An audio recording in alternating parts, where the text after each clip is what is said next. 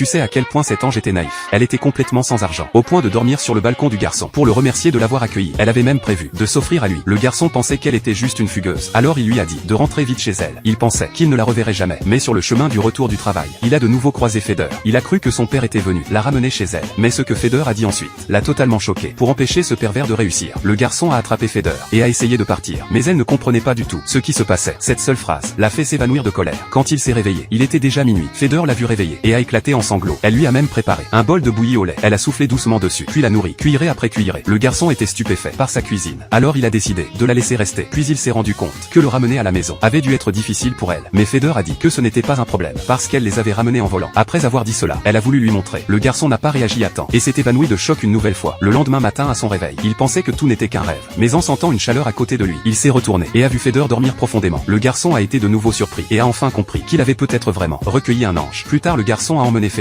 acheter le petit déjeuner.